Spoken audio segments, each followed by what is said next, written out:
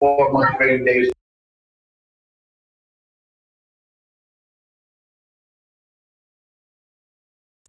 Hey everybody, welcome to our pre-market analysis that we do every single Wednesday where we open it up to the public on YouTube. Thanks for joining us today, guys. This is Spartan here. Just going to give you a little bit of a rundown of what's going to happen after I'm done speaking. Once I'm done, Beth's going to come on, give you a breakdown of the macro environment, commodities, any sort of big cap for ETFs that she's looking at that she believes are going to be in play or matter for today. She'll also talk about some news events that happened over the course of the evening and this morning that matter for the market. Once that's done, I'm going to come on, give you a breakdown of the individual names that we're looking at today.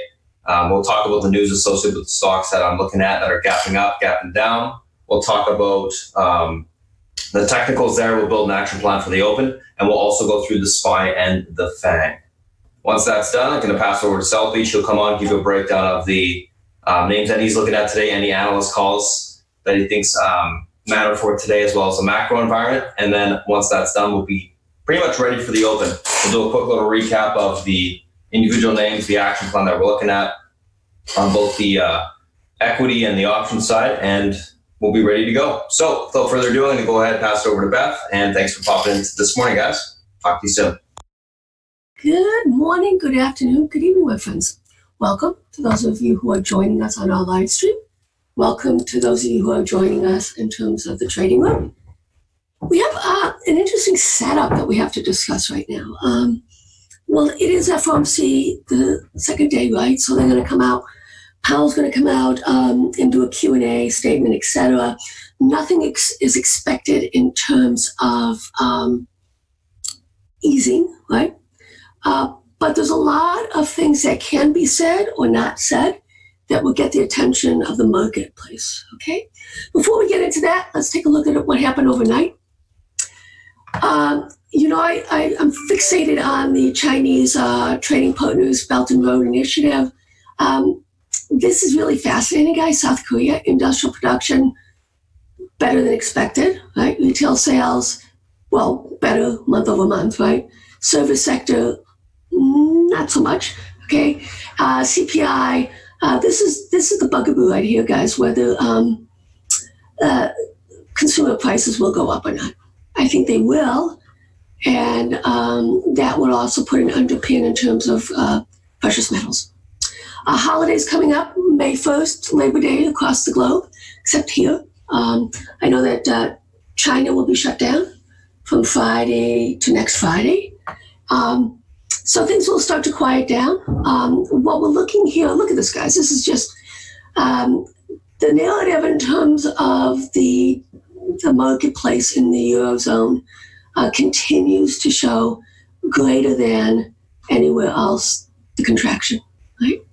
And even the ECB Lagarde, they came out and said, well, it's a slippery slope right now because what can you do because interest rates are so low already in your bazooka to get things going? I don't know. But this is something we must continue to look at because to assume that this can't be imported to the U.S. is kind of foolishness, right? Eurozone services sentiment worse than expected, industrial sentiment worse than expected. Okay, today, mortgage backs, German CPI came out higher, so we're starting to see prices going up, guys, right? Today, GDP. Don't forget we have this nifty little nowcast that the New York Fed has put out.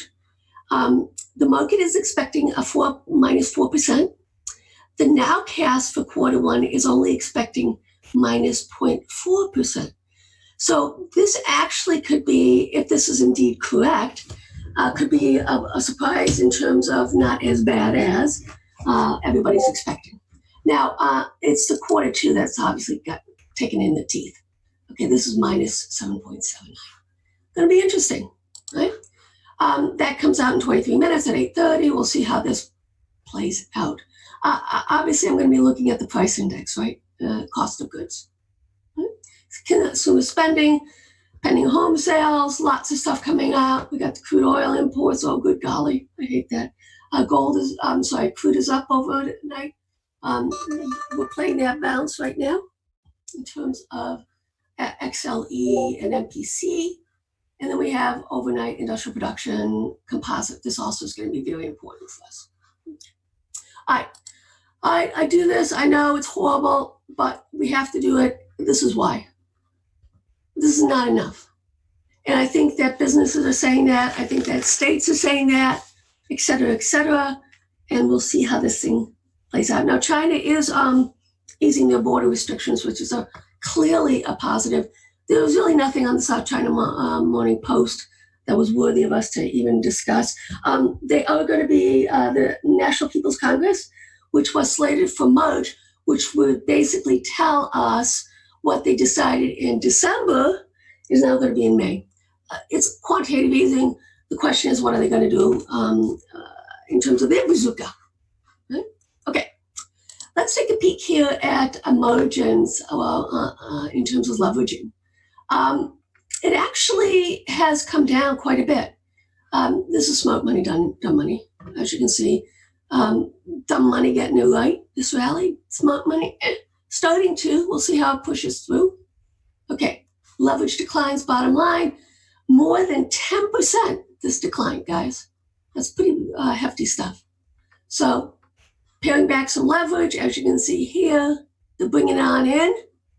Okay, this is going to be indicative, right, of potential. This would be more than likely hedges, right?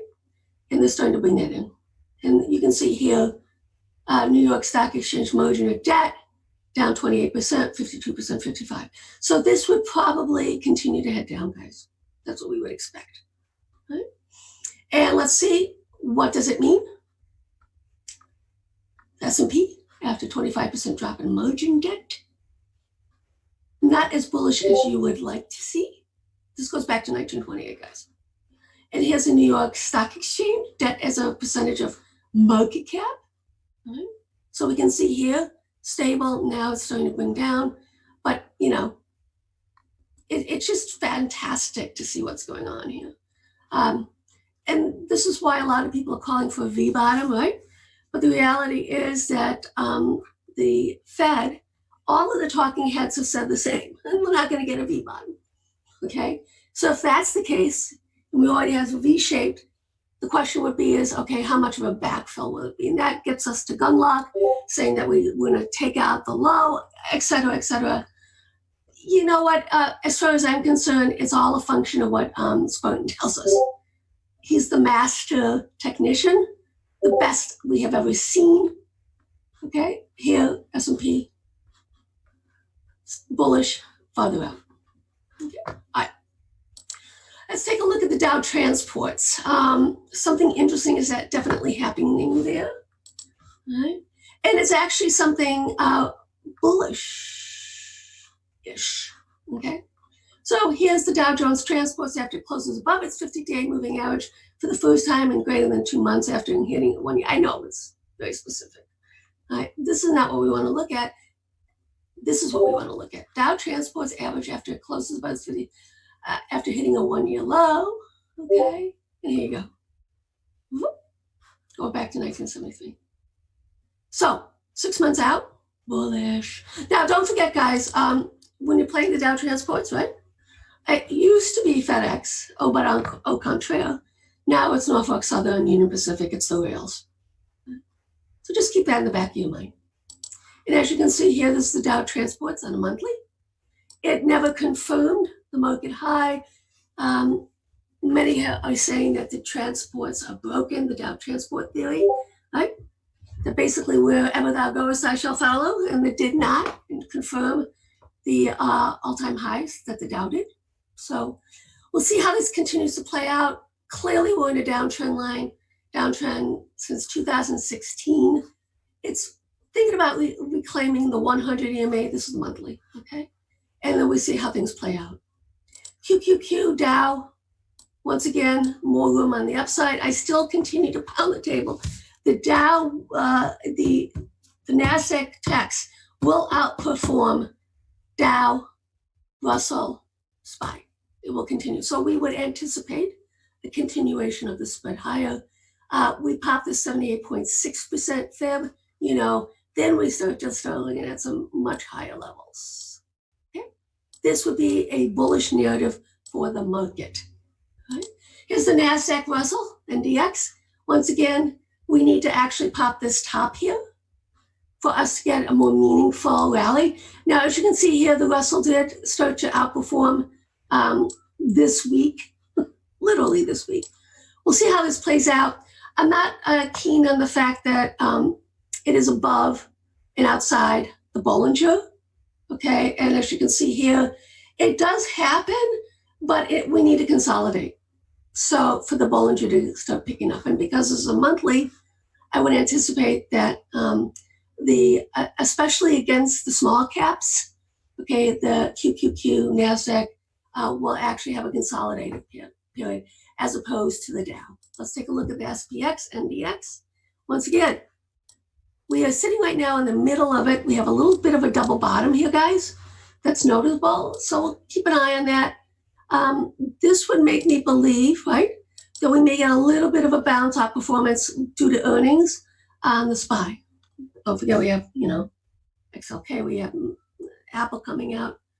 It's going to be an interesting narrative going forward. GLD, GDX.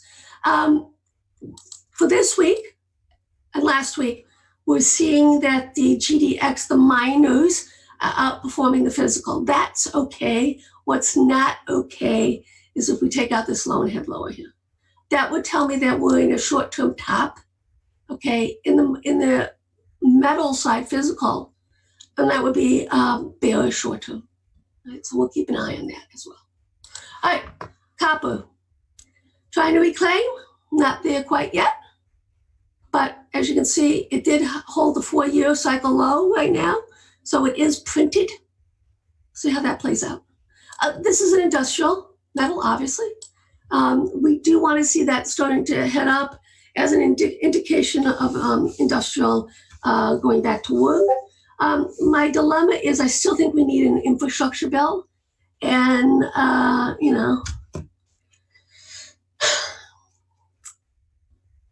there's some people who are against it, let's put it that way.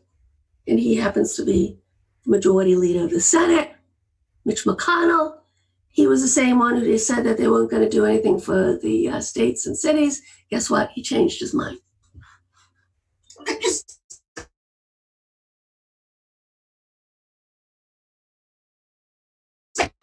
And then McConnell will fall in line. CRB, the largest holdings clearly is the impact is on the crude side. We'll have to see what that's going to look like. Let's take it baby steps at a time.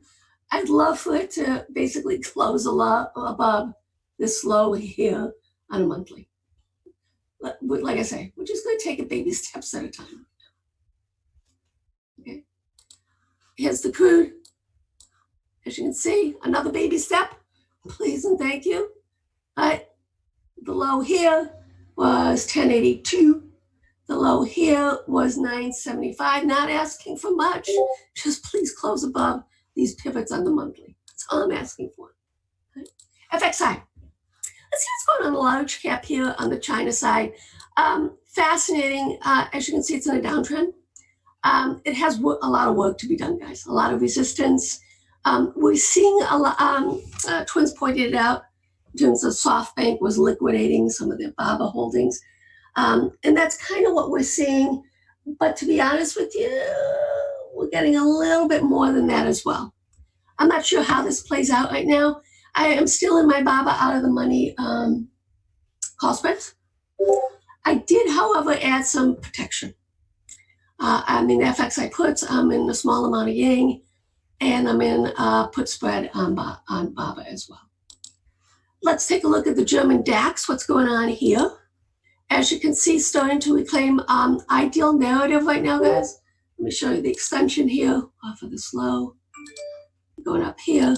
Right? We need to reclaim this on the monthly. Baby steps, right? If we do, I anticipate it to get up to the 23.6, which also coordinates with the 50 EMA. Right? We're taking one little step at the time. There was something that was printed this morning from Wall Street Journal. This is another thing I want to keep an eye on because my narrative is that a lot of these people, my state has 30% unemployment right now. A lot of these manufacturers are going to find out, hey, they're more efficient. And don't forget, the president did an executive order for the meat plants to remain open. And of course, this is an interesting concept because 20 people, have died.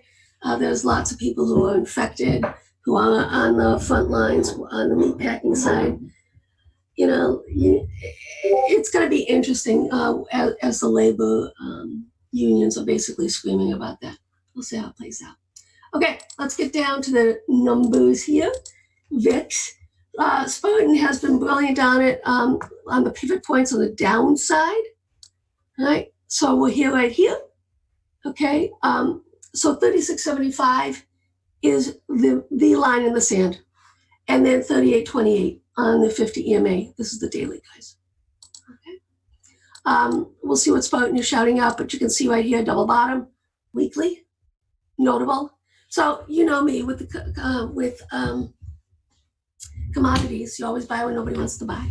You want to sell when nobody wants to sell. You cannot assume that this is going to break, right?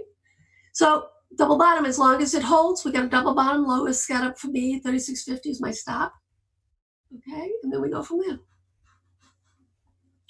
And the reason why I'm going to do this, guys, is more a function of I was a little bit heavier in terms of my exposure in the market.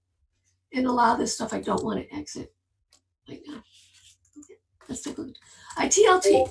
All right, so let's talk about some numbers here. All right.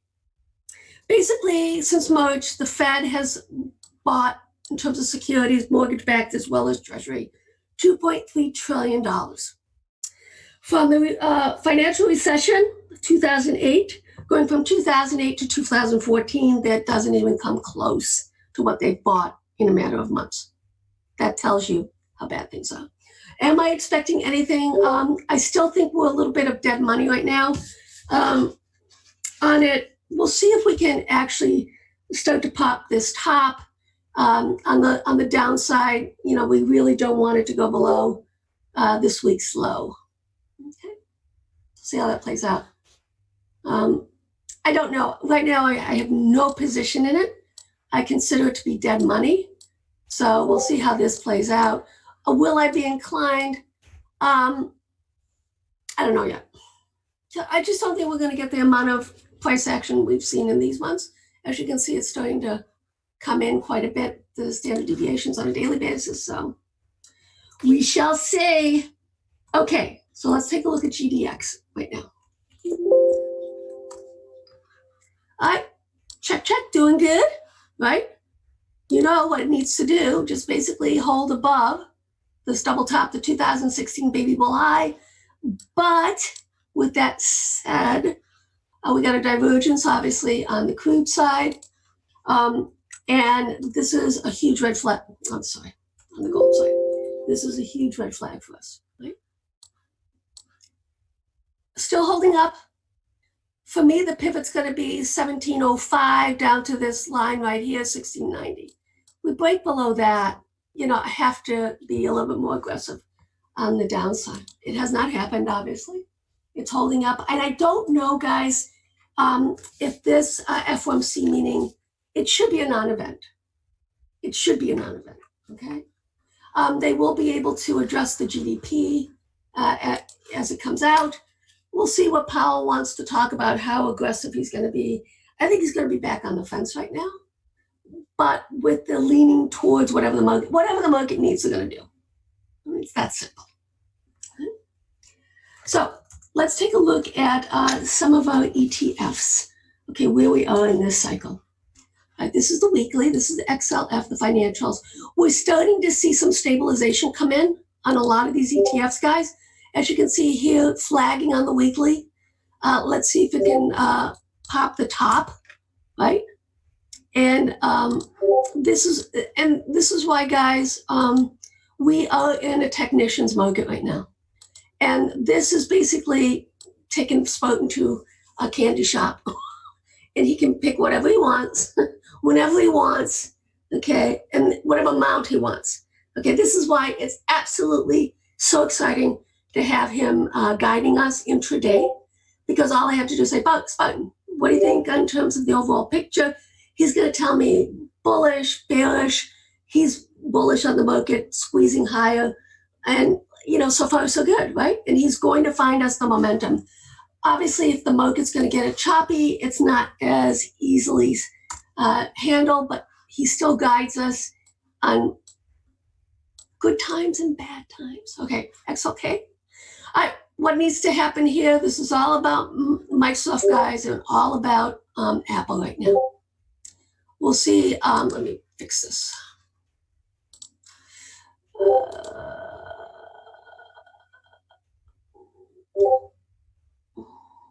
So, for now, we are above, okay, the support line. Let me get rid of this one. Okay, so this is also very important for us because XLK has rallied for ahead of the market and led the market in most major push-offs. Okay, it didn't do it this time. So we have to see if this next leg up, it can start to scream higher. All right, I'm in an XLK strangle right now. Okay, XLC, our alphabet soup here. This is Google and Facebook. In the process, right, 4920 has work to be done, 50 EMA, 100 EMA, 200 EMA, right, 300 EMA, 400 EMA. This is a big old cluster. So it has to get through all of these, and it has to get through all of these this week, okay? Because of what happened, because, right, Facebook is going to talk, give us its earnings, right? And we had a lovely surprise on Google. So see how all of this plays out. We have a lot of earnings still to go, guys. And this is why I like to do my alphabet soup, because it covers such a broad swath, and it's the cheapest way to play earnings. Right? And I bought some XLC after Google started to scream, and that's working out well. I bought the equity side. See how it plays out. XLV, healthcare. Very interesting setup right now. We've got potentially a triple top, right? Or we have a flag to be broken out, right? So this is another week, guys, that we need some clarity one way or the other, right? Yesterday, healthcare was in the dog pound. Okay, let's see if it can reclaim some mojo. Once again, this should not be a leader, but it was a leader. Okay, this is not what we want to see. So basically, we're going to see how these things are going to play out this week and next week, guys. We still have huge numbers coming out. The most is coming out next week, but still, this is the large cap FANG week. So very exciting. Very exciting. Okay. For those of you who are new, welcome once again. Spartan's going to take over here. All right, my friend, are you ready? Can you give me 30 seconds, Bob? 40 if you like. Okay, so let's do XLI. Yesterday, there's actually been some interesting sweeps on the industrial side. This is another thing I'd like to sideways consolidate and then start to break higher. Right? So these are the puzzle pieces that I'm looking for to support the bullish narrative that Spartan is seeing. Right? What sectors are moving up? What sectors do we want to move up? Et cetera, et cetera, et cetera. Still have Amazon, still have Apple, Twitter. I mean, it's just going to be, it's exciting. It really is exciting as far as I'm concerned. Right? And let's take a look at XLB. This is the materials. Guys, V bottom, right? I don't like that. I really, for those of you who have been with us a while and know me, I really hate V bottoms. What I ideally like to see happen is we create a W and then comes back in, makes a higher low, and then starts to go higher. That would be, for me, the perfect narrative. As you can see here, it's getting into the resistance. We got a lot of EMAs as well coming into play. And right here, you can see that the 300 EMA, we got the 400 EMA, it's kind of pinned right now. All right? We have to see how this is going to play out. And that's basically where we are on a lot of this, guys. is that we really have to see how this plays out.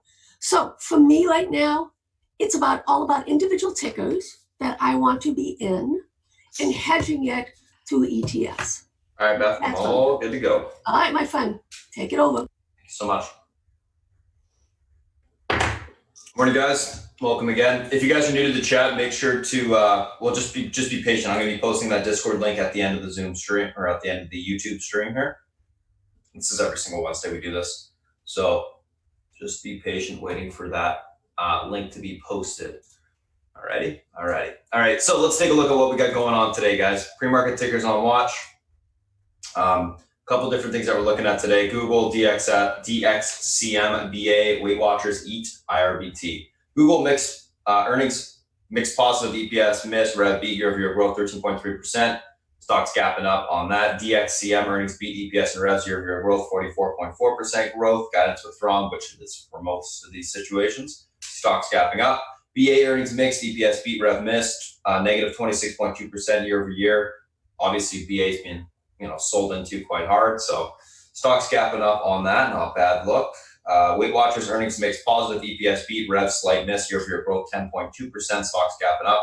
EAT earnings beat, EPS and revs, year-over-year 2.5% growth. And then IRBT had an earnings beat, EPS and revs, year-over-year growth 19%, but had a pretty huge run up into earnings the last 3 days. So let's take a look at these names from a technical standpoint intraday. First two we're going to be looking at are Google and DXCM. Excuse me. So Google, stocks gapping up. See that right here. Let's get rid of this. Oops, didn't want to delete that line.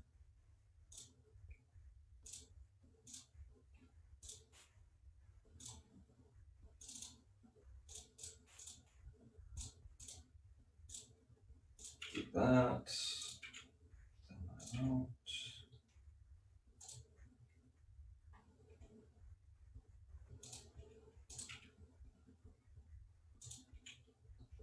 $13.73. All right, easy enough. So pivot to the upside today, guys, on Google is going to be that 1348.70 level. If that level breaks, we get room towards 1360 to 1373, and then so on and so forth into the $1,400 spot. Unable to hold, look for the pullback towards 316 to 303 on the downside. If that level breaks, we'll see 1288 tested. Overall on Google, guys, going to be leading bullish, looking for continuation higher today. I do think it's in a little bit of a squeeze mode. I do think we're going to see this type of reaction on, Facebook. I do think we'll see this reaction on maybe Apple, Amazon, not sure. I think Amazon may act like Netflix a little bit off of earnings just because it ran so big into it and it's kind of expected to be great. It has to be a blowout numbers. But anywho, I would expect continuation higher on Google, higher. If we can get back above that pivot, 1360 to 1373, possibly 1400s to the upside. So overall looks good, leaning bullish. DXCM, let's take a look at this name. So DXCM had solid earnings. Let's see where it had. What's going on with the market, guys? News? That's GDP. GDP, thank you, Beth. Better than expected, I would assume. Yep. That's why we were talking about it's really cool. Okay, great. So GDP just came out better than expected, guys. That's why the market's spiking here.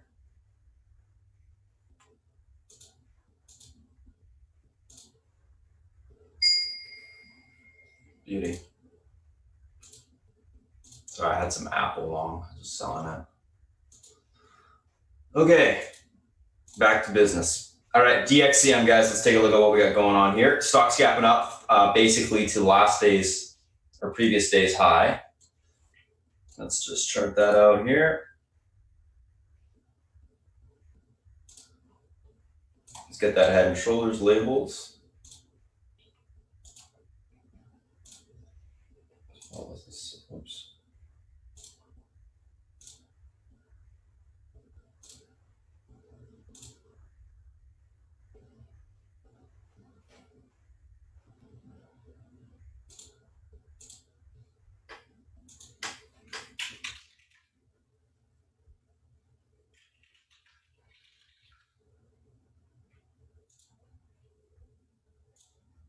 Watch the market, guys. Above 292, it's going to have some room to push. This is a breakout on the daily, on the SPY.